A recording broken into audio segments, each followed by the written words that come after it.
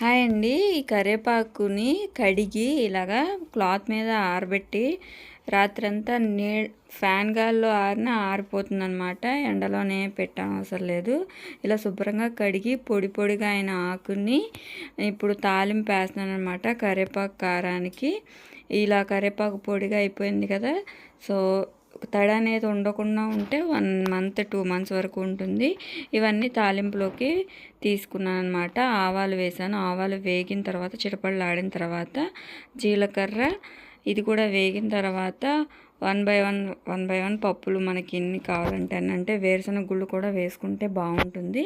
నేను ఇక్కడ మినపగుళ్ళు పచ్చిశనగపప్పు మాత్రమే వేస్తున్నాను. మీకు కావాలనుకుంటే వేయించిన శనగగుళ్ళు కూడా వేసుకోవచ్చు అనమాట. ఇవి దోరగా వేగిన తర్వాత ఇవి వేగితేనే టేస్ట్ అనమాట. ఇవి దోరగా వేగిన తర్వాత ధనియాలు వేస్తున్నానండి. కొంచెం ఆకుకి తగినన్ని మాత్రమే వేస్తున్నాను. ఎక్కువ ఆకైతే ఇంకొన్ని ఎక్కువ ధనియాలు కూడా వేసుకోవచ్చు. తగిన ఎండుమిరపకాయలు వేసి బాగా వేయించుకోవాలి. ఈ కరివేపాకు కారపొడి కంటికి చాలా మంచిదండి. కరివేపాకు ఎక్కువ డ్రై అయిపోతూ ఉంటుంది ఆకు తెచ్చి పెట్టుకుంటుంటే. అలా కాకుండా ఇలా పొడి చేసుకొని కూరల్లో తాలింపులో వేసుకుంటే బాగుంటుందన్నమాట. కరివేపాకు ఫ్లేవర్ తోటి కూరకి టేస్ట్ వస్తుంది. అలానే కరివేపాకు పూర్తిగా కూడా మన శరీరంలోకి వెళ్తుంది. ఆకులా వేసామంటే తీసి పక్కన పెడతా ఉంటారు. సో ఈ విధంగా పొడి చేసుకొని కూరల్లో వేసుకున్న, లేదు అంటే అన్నంలో ఫస్ట్ ముద్దలో కలుపుకున్న చాలా బాగుంటుంది. ఆరోగ్యం కూడాను.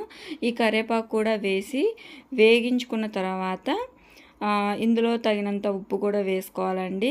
మిక్సర్ జార్లో మిక్సీ పట్టుకునేటప్పుడు దీంతో పాటే నేను కొంచెం దీనికి సరిపడా చింతపండు కూడా యాడ్ చేసి, ఇది వేగినాక చింతపండుని యాడ్ చేసి చల్లారినాక మిక్సర్ జార్లో వేసుకొని గ్రైండ్ చేసుకొని పక్కన పెట్టుకోవడమే. ఇది తగినంత చింతపండు కూడా వేసి 1-2 నిమిషాలు మెత్తబడే వరకు మాత్రమే చింతపండు వేసి వేయించేసుకొని పక్కన పెట్టి చల్లారాక మిక్సర్ జార్లో వేసి మెత్తగా పౌడర్ చేసుకోవాలి.